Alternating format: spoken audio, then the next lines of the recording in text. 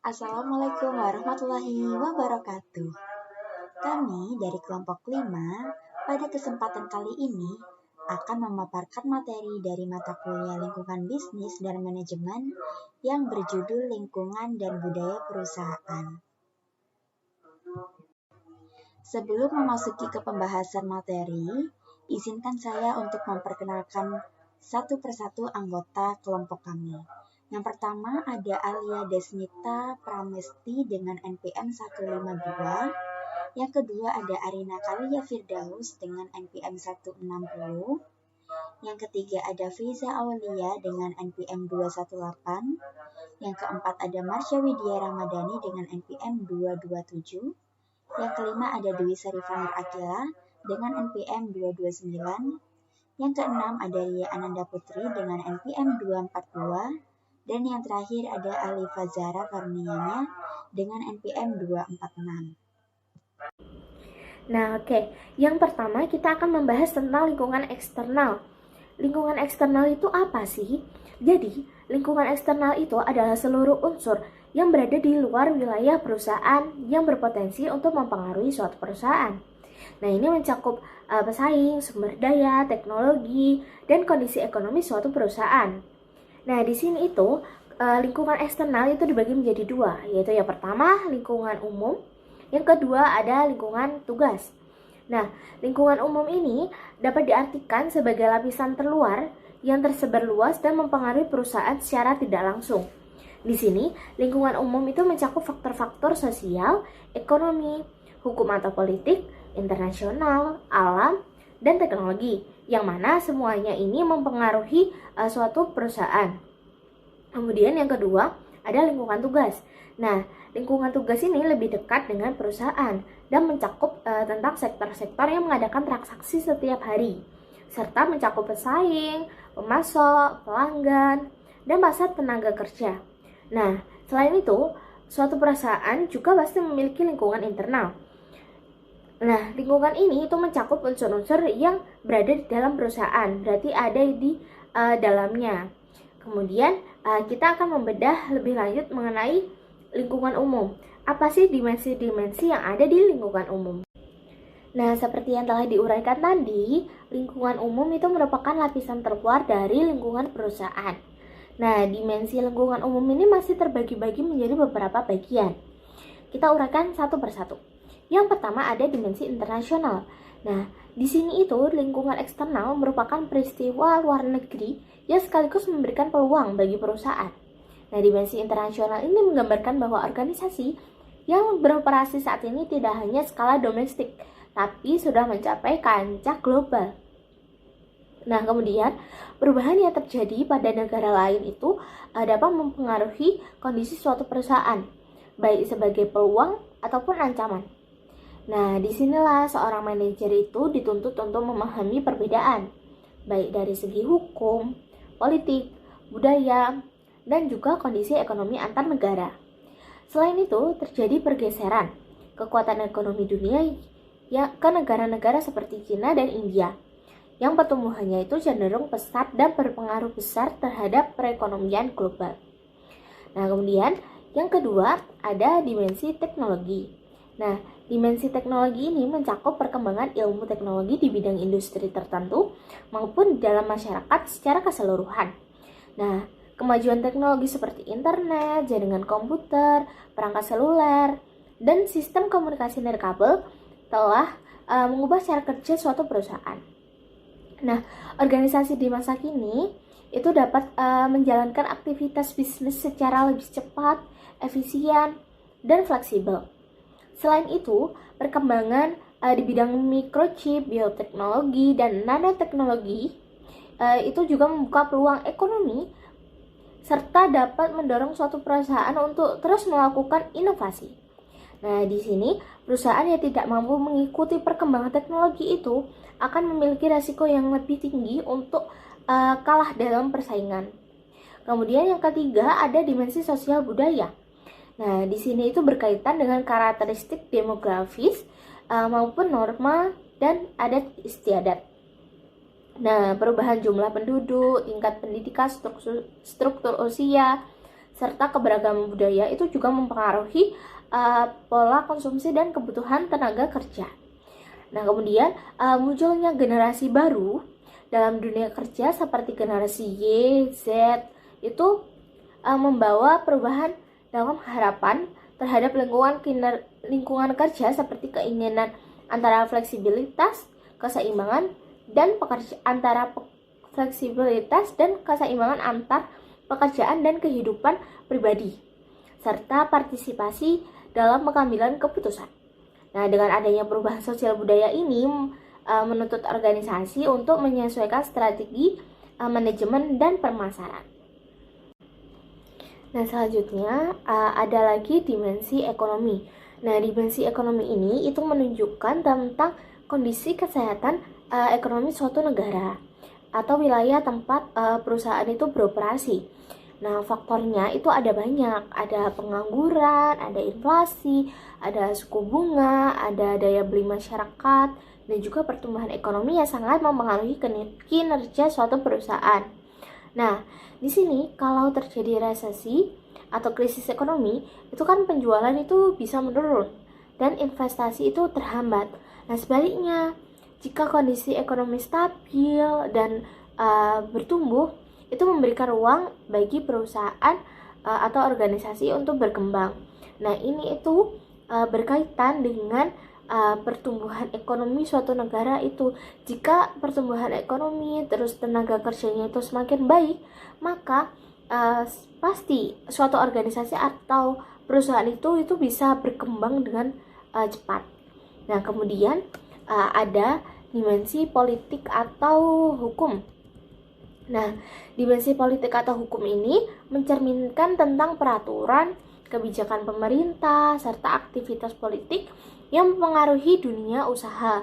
Nah, dalam kita berusaha, kita berwirausaha, itu kita pasti terikat dengan suatu peraturan. Nah, di sini itu masuk dimensi tentang politik atau hukum. Nah, di sini undang-undang tentang ketenagakerjaan, pelindungan konsumen, perdagangan internasional, serta standar keselamatan yang ada di lingkungan itu harus dipatuhi oleh organisasi atau perusahaan. Nah, seorang manajer itu juga harus bisa mengenali beragam kelompok penekan yang ada di kerangka politik hukum. Gunanya apa? Gunanya untuk mempengaruhi perusahaan untuk berperilaku dengan cara yang bertanggung jawab secara sosial. Nah, selain itu, manajer juga perlu memahami sistem hukum dan kebijakan yang berlaku di dalam maupun di luar negeri agar organisasi itu dapat berjalan secara legal dan etis. Nah, kemudian selanjutnya ada dimensi alam. Nah, dimensi alam ini atau lingkungan fisik itu berkaitan dengan kondisi sumber daya yang terdiri dari elemen yang berasal dari bumi. Contohnya ada tumbuhan, hewan, bebatuan, sumber daya alam lain, dan juga beberapa isu-isu yang ada di lingkungan hidup. Nah, kemudian dengan meningkatnya perhatian atas pemanasan global, polusi, terus kelangkaan sumber daya alam, itu mendorong perusahaan untuk lebih bertanggung jawab atas lingkungan. Nah, di dimensi ini juga memiliki perbedaan dengan sektor lingkungan ya. Karena secara luas alam tidak bisa menyuarakan dirinya sendiri. Nah, di sini pengaruhnya kepada para manajer itu untuk memenuhi kebutuhan lingkungan alam mungkin datang dari sektor lain, misalnya pengaturan pemerintah, terus perhatian konsumen, media, tindakan kompetitor, atau bukan pegawai demi menjaga kelangsungan alam yang ada. Nah, organisasi itu juga dituntut untuk mengurangi dampak negatif terhadap lingkungan, yaitu dengan cara contohnya ada sebagai berikut. Yang satu, mengurangi atau menghilangkan sampah plastik yang ada di lingkungan. Nah, kemudian yang kedua, meningkatkan efisiensi kantor perusahaan dan pabrik. Kemudian yang ketiga ada berinvestasi dalam teknologi yang lebih bersih dan ramah lingkungan. Selanjutnya saya akan menjelaskan lingkungan tugas. Yang pertama ada pelanggan atau customer, orang-orang dan organisasi dalam lingkungan usaha memperoleh barang atau jasa organisasi sebagai penerima dari keluaran yang dihasilkan organisasi tersebut. Pelanggan adalah unsur yang penting karena pelanggan menentukan kesuksesan organisasi. Pasien adalah pelanggan dari rumah sakit dan siswa adalah pelanggan dari pelanggan sekolah, dan seperti itu. Lalu yang kedua ada pesaing. Masalah-masalah persaingan akan memiliki cirinya sendiri dalam industri apapun. Organisasi lainnya dalam industri atau jenis bisnis yang sama yang memberikan barang atau jasa pada pelanggan yang sejenis disebut pesaing atau competitors. Lalu yang ketiga ada pemasok atau supplier, menyediakan bahan-bahan mentah yang digunakan suatu organisasi untuk memproduksi barangnya seperti pabrik baja membutuhkan biji besi, lalu mesin dan sumber daya keuangan. Lalu yang terakhir ada pasar tenaga kerja atau labor market, adalah orang-orang yang di lingkungan tersebut yang dapat dipekerjakan perusahaan. Setiap perusahaan membutuhkan pasokan personalia yang terlatih dan berkualitas. Daya tenaga kerja yang berpengaruh terhadap perusahaan saat ini adalah kebutuhan yang terus bertambah akan pekerja dan yang mengerti komputer. Terus yang kedua ada keharusan adanya investasi yang terus-menerus akan sumber daya manusia melalui perekrutan, pendidikan, dan pelatihan untuk memenuhi permintaan yang kompetitif dari dunia tanpa batas. Lalu yang ketiga, dampak blok-blok dagang internasional, otomatisasi kontrak semena-mena, serta lokasi, fasilitas, dan dislokasi buruh yang berubah, menciptakan kolam-kolam pekerja yang tidak terpakai di beberapa area, dan kekurangan tenaga kerja di tempat lainnya. Selanjutnya ada ketidakpastian lingkungan. Ketidakpastian lingkungan adalah kondisi ketika manajer tidak memiliki informasi yang cukup mengenai faktor-faktor eksternal yang mempengaruhi organisasi, sehingga sulit untuk memahami dan memprediksi perubahan yang akan terjadi. Berikut ini gambar yang menjelaskan hubungan antara tingkat perubahan faktor-faktor lingkungan dengan tingkat ketidakpastian yang dihadapi organisasi. Pada sumbu vertikal atau atas bawah, menunjukkan perubahan faktor-faktor dalam lingkungan mulai dari rendah hingga tinggi. Artinya, semakin sering dan cepat perubahan terjadi, misalnya perubahan teknologi, selera konsumen, atau kebijakan pemerintah, maka tingkat perubahan lingkungan semakin tinggi. Lalu pada sumbu horizontal atau kiri ke kanan, juga digambarkan tentang rendah hingga tinggi yang menunjukkan banyaknya atau kompleksitas faktor lingkungan yang mempengaruhi organisasi. Jika perubahan faktor lingkungan rendah dan jumlah faktornya sedikit, maka organisasi berada pada kondisi ketidakpastian rendah. Dalam situasi ini, manajer lebih mudah memprediksi keadaan dan mengambil keputusan karena lingkungan relatif stabil. Sebaliknya, jika perubahan terjadi sangat cepat dan faktor yang mempengaruhi organisasi sangat banyak, maka organisasi menghadapi ketidakpastian tinggi. Pada kondisi ini, manajer sulit memperkirakan masa depan sehingga organisasi harus lebih aktif beradaptasi terhadap lingkungan agar tetap bertahan dan kompetitif. Berikutnya ada beradaptasi terhadap lingkungan. Dalam menghadapi ketidakpastian lingkungan, organisasi perlu melakukan berbagai strategi penyesuaian agar tetap bertahan dan berkembang. Penyesuaian ini bertujuan untuk mengurangi resiko, memperoleh informasi yang akurat, serta meningkatkan daya saing perusahaan. Beberapa strategi utama yang dapat dilakukan antara lain, yang pertama ada perluasan batas atau boundary spanning. Perluasan batas adalah upaya organisasi untuk menghubungkan diri dengan lingkungan eksternal guna memperoleh informasi penting tentang pasar, pelanggan, teknologi, dan pesaing. Peran ini biasanya dijalankan oleh bagian pemasaran, pembelian, serta penelitian dan pengembangan. Mereka memantau pengembangan pasar, kebutuhan pelanggan, inovasi teknologi, dan aktivitas pesaing. Informasi yang diperoleh kemudian digunakan sebagai dasar dalam pengambilan keputusan.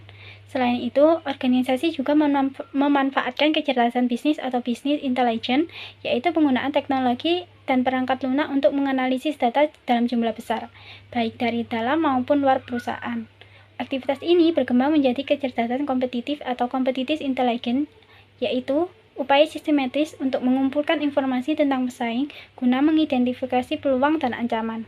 Dengan informasi yang akurat dan cepat, manajer dapat membuat keputusan yang lebih tepat. Lalu yang kedua ada rekanan antar organisasi. Rekanan antar organisasi merupakan kerjasama antara perusahaan untuk berbagi sumber daya, mengurangi resiko, dan meningkatkan daya saing. Dalam lingkungan bisnis yang kompleks, Perusahaan tidak hanya bersaing tetapi juga membentuk jaringan kerjasama yang didasarkan pada kepercayaan dan prinsip saling menguntungkan. Bentuknya dapat berupa berbagi informasi, kolaborasi produksi, hingga pengembangan produk bersama. Hubungan jangka panjang ini membantu organisasi lebih efektif dan efisien dalam menghadapi perubahan. Lalu yang ketiga ada merger dan joint venture. Merger dan joint venture merupakan bentuk kerjasama yang lebih formal dan strategis dalam menghadapi ketidakpastian lingkungan. Merger terjadi ketika dua atau lebih organisasi bergabung menjadi satu perusahaan baru. Tujuan merger adalah memperkuat posisi pasar, meningkatkan efisiensi, serta mengurangi resiko akibat perubahan lingkungan. Dengan menggabungkan sumber daya dan kemampuan, perusahaan menjadi lebih kuat dalam menghadapi persaingan. Sementara itu, joint venture adalah kerjasama antara dua atau lebih organisasi untuk menjalankan proyek atau usaha tertentu. Biasanya, joint venture dilakukan ketika suatu proyek terlalu kompleks, mahal, atau beresiko jika dijalankan oleh satu perusahaan saja. Dalam joint venture, masing-masing pihak menyumbangkan modal, keahlian, teknologi, maupun jaringan pasar. Selanjutnya ada lingkungan internal budaya perusahaan. Nah, jadi budaya perusahaan adalah seperangkat nilai kepercayaan, pemahaman, serta norma inti yang dimiliki bersama oleh anggota organisasi. Budaya berperan sebagai nilai dan asumsi yang diyakini untuk mengatasi tantangan eksternal atau internal, serta diajarkan kepada anggota baru sebagai cara yang benar dalam berpikir dan merasakan. Untuk tingkatannya ada 3, yaitu dilihat dari tingkat permukaannya, nilai yang diwujudkan, serta asumsi dasar. Lalu ada simbol. Simbol adalah objek tindakan atau peristiwa yang membawa makna bagi orang lain dan berfungsi sebagai bahasa nonverbal yang kaya. Untuk contohnya, yaitu ketika seorang manajer menggunakan sebuah board team atau board bekas seharga $2 yang diberi tulisan sebagai penghargaan bulanan. Board ini menjadi simbol bagi mantra perusahaan, yaitu drilling down, untuk memecahkan masalah secara tuntas. Unsur berikutnya ada cerita atau story. Dalam budaya perusahaan sendiri, cerita atau story merupakan narasi yang didasarkan pada kejadian nyata yang sering diceritakan dan diwariskan di dalam organisasi. Cerita ini berfungsi untuk menyampaikan nilai, visi, dan keyakinan perusahaan secara tidak langsung kepada para karyawan. Melalui cerita, nilai perusahaan menjadi lebih mudah dipahami dan diingat. Cerita juga membantu untuk menyimbolisasikan apa yang dianggap penting oleh perusahaan serta perilaku seperti apa yang akan dihargai di dalam perusahaan tersebut. Unsur berikutnya yaitu panutan. Selain cerita, budaya perusahaan juga diperkuat oleh adanya panutan. Panutan sendiri adalah figur yang menjadi contoh nyata dalam menerapkan nilai-nilai perusahaan. Panutan biasanya adalah individu yang menunjukkan dedikasi, integritas, dan komitmen yang luar biasa terhadap pekerjaan maupun terhadap nilai organisasi. Nah, mereka inilah yang akan menjadi simbol hidup dari budaya perusahaan. Kehadiran panutan sangat penting karena karyawan cenderung belajar dari contoh konkret, bukan hanya dari aturan yang tertulis. Selanjutnya yaitu slogan.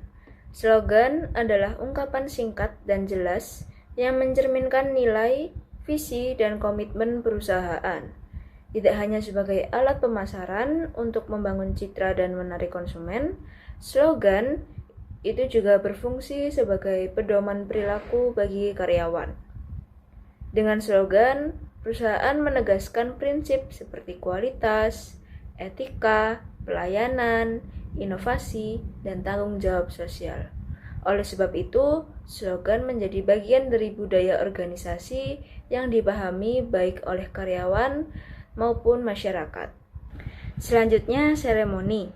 Seremoni adalah kegiatan terencana yang dilakukan perusahaan untuk memperingati momen penting dan menegaskan nilai-nilai yang dijunjung organisasi. Dengan seremoni, perusahaan itu menunjukkan secara nyata apa yang dianggap penting, seperti prestasi, loyalitas, dan kerjasama. Kegiatan ini membantu membangun rasa persatuan, memperkuat budaya organisasi, serta meningkatkan komitmen dan kebanggaan karyawan terhadap perusahaan. Nah, selanjutnya ada budaya adaptif, yaitu budaya perusahaan yang mampu menyesuaikan diri dengan perubahan lingkungan. Nah, ciri-cirinya yaitu manajer peduli pada pelanggan dan karyawan, mendukung perubahan yang bermanfaat, dan mendorong inovasi dan pengambilan risiko. Nah, kemudian ada jenis-jenis budaya perusahaan, yaitu ada 4 yang berkaitan dengan strategi dan lingkungan. Yang pertama ada budaya penyesuaian, yaitu cocok di lingkungan yang berubah cepat, mendorong kreativitas, inovasi, dan pengambilan risiko, dan karyawan diberi kebebasan mengambil keputusan. Yang kedua ada budaya pencapaian, yang berorientasi pada hasil dan target, menghargai persaingan, kerja keras, dan inisiatif individu, serta cocok di lingkungan pelayanan tertentu tanpa perubahan besar. Yang ketiga ada budaya keterlibatan, yang fokus pada karyawan dan kerjasama, mengutamakan kebutuhan pegawai dan suasana kerja penuh kekeluargaan dan partisipasi. Yang terakhir ada budaya konsistensi, yang fokus pada stabilitas dan aturan, mengutamakan ketelitian, kepatuhan dan prosedur, serta mendukung kerja sistematis dan rasional. Sebelum mengakhiri sesi materi, izinkan saya untuk dapat menyampaikan kesimpulan dari pembahasan pada kali ini. Berdasarkan poin-poin yang telah kita bahas sebelumnya, dapat disimpulkan bahwa keberhasilan suatu perusahaan sangat bergantung pada kemampuan manajer dalam memahami lingkungan eksternal dan menyesuaikan budaya internalnya. Kepemimpinan budaya memiliki peran yang sangat krusial dalam menciptakan lingkungan kerja dengan kinerja yang tinggi. Intinya, perusahaan yang adaptif adalah perusahaan yang mampu menyeimbangkan nilai-nilai budaya dengan tuntutan lingkungan bisnis yang terus berubah. Demikianlah presentasi dari kelompok 5 mengenai lingkungan dan budaya perusahaan. Kami berharap apa yang kami sampaikan dapat bermanfaat bagi kita semua. Kami ucapkan terima kasih atas perhatiannya. Mohon maaf apabila ada salah kata dan penyampaian yang kurang berkenan. Kami kembalikan kepada forum. Jika ada teman-teman yang ingin bertanya atau memberikan tanggapan, kami persilakan. Terima kasih. Wassalamualaikum warahmatullahi wabarakatuh.